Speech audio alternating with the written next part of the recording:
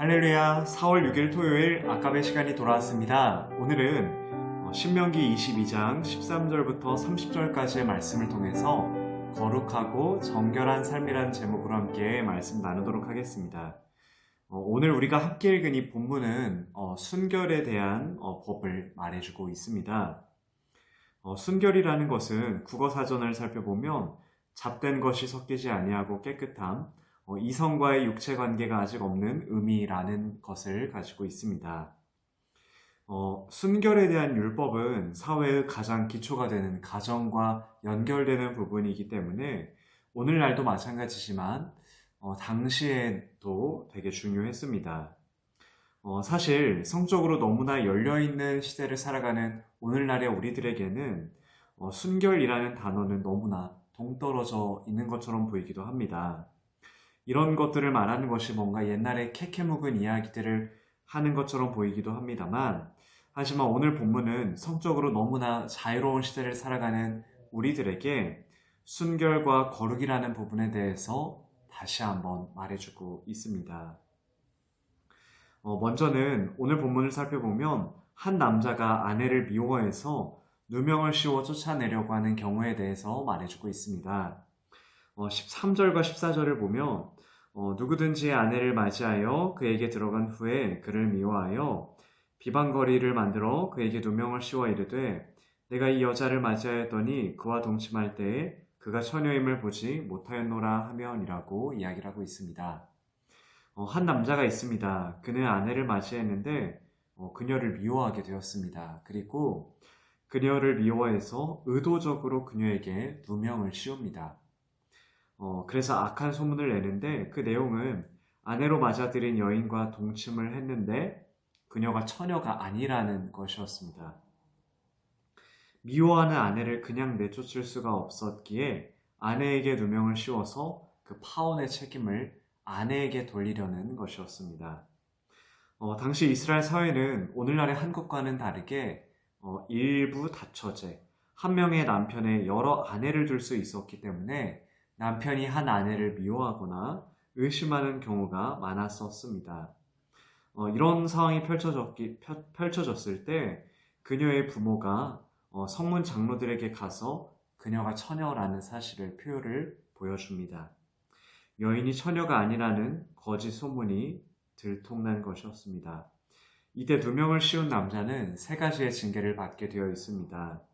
하나는 18절에서 말하는 것처럼 장로들이 그 사람을 잡아 때리는 것이었습니다. 또 남편은 여자의 아버지에게 은 100세겔을 주어야만 했습니다. 당시 결혼 예물의 약 50세겔인 점을 생각했을 때 상당히 많은 금액이었습니다. 벌금을 아버지에게 주는 것은 아버지의 명예에 대한 대가로 여겨졌습니다. 그리고 또 하나가 있는데 19절 하반절은 이렇게 이야기합니다.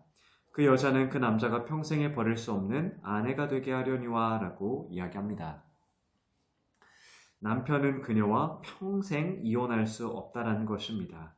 오늘날의 정서로 본다면 조금 이해하기가 어려운 부분입니다. 차라리 이혼해서 사는 것이 속편하고 좋을 텐데 왜 이렇게 말씀을 하셨을까요?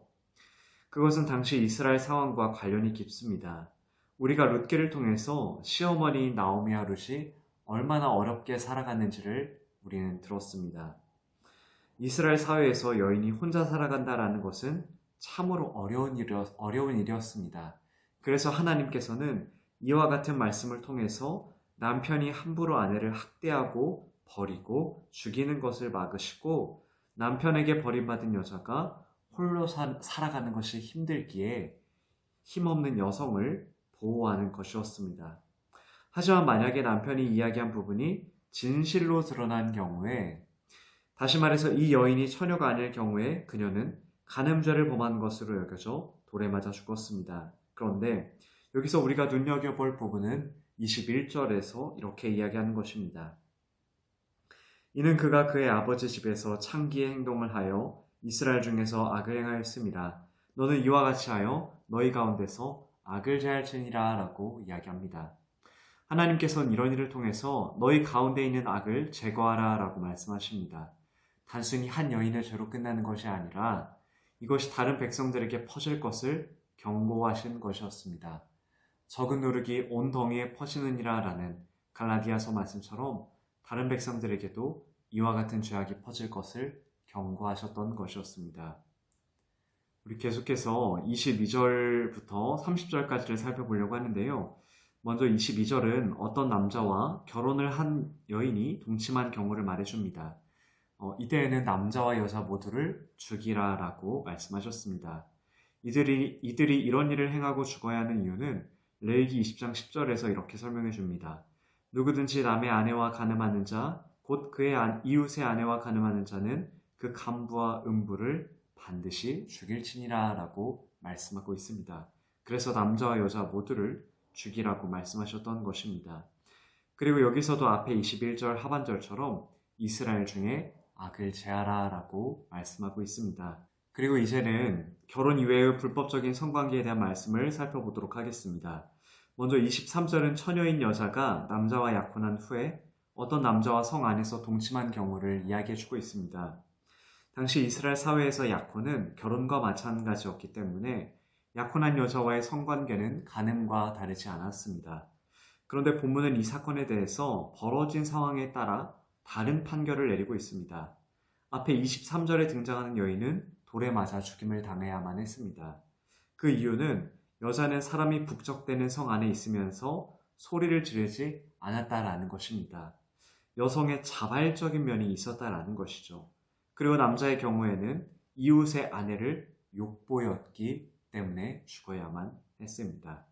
이 경우에도 하나님께서는 너희 가운데에서 악을 제할지니라 라고 말씀하고 있습니다.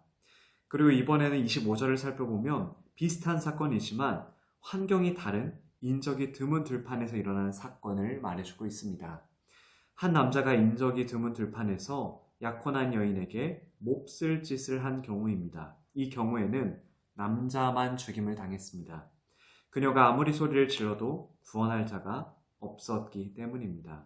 그래서 본문 26절은 처녀에게는 아무것도 행하지 말 것은 처녀에게는 죽일 죄가 없음이라 라고 말하고 있습니다. 피해를 입은 그녀에게는 아무것도 하지 말라고 명령하면서 그녀를 보호하고 있는 것입니다. 그리고 이번에는 28절을 살펴보면 남자와 약혼하지 아니한 여인과의 성관계를 다루고 있습니다.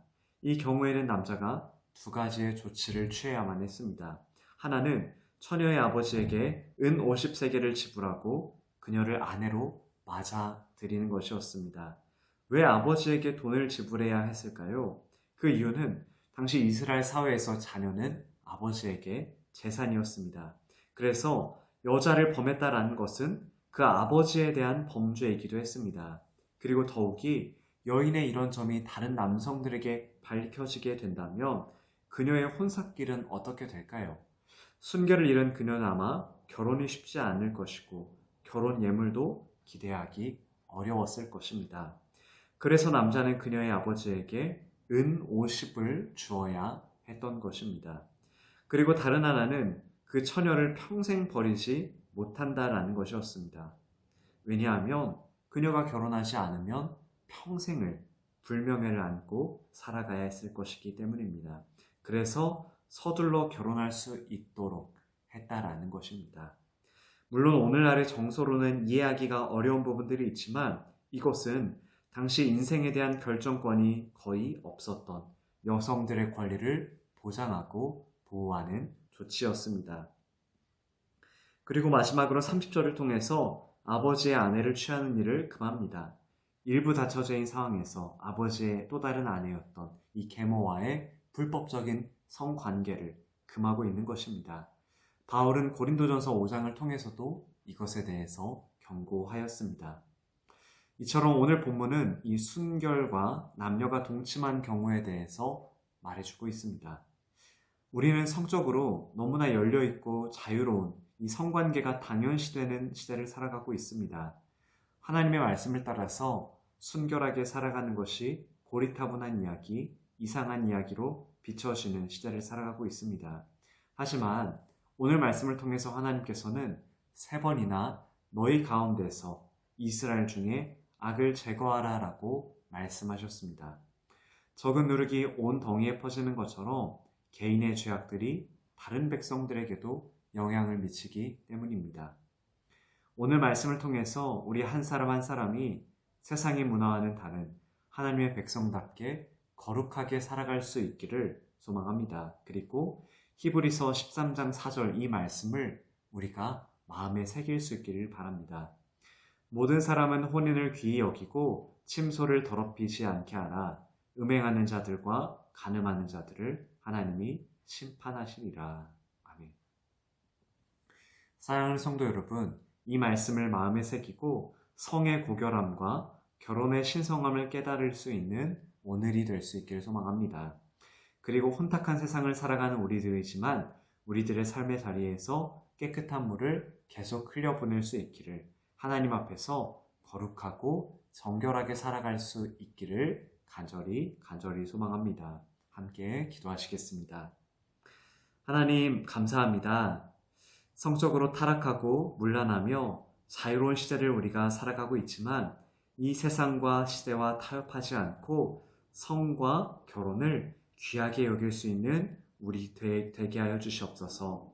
성적으로 타락한 이 나라를 불쌍히 여겨주시고 내가 먼저 그리스도인답게 이 어두운 세상에 하나님의 말씀을 따라 깨끗한 물을 흘려보내게 하여 주시옵소서. 특별히 자라나는 청년 세대와 어린아이들이 요셉과 같이 하나님 앞에서 정결하고 거룩한 자들로 살아가게 하옵소서. 예수님의 이름으로 기도합니다. 아멘.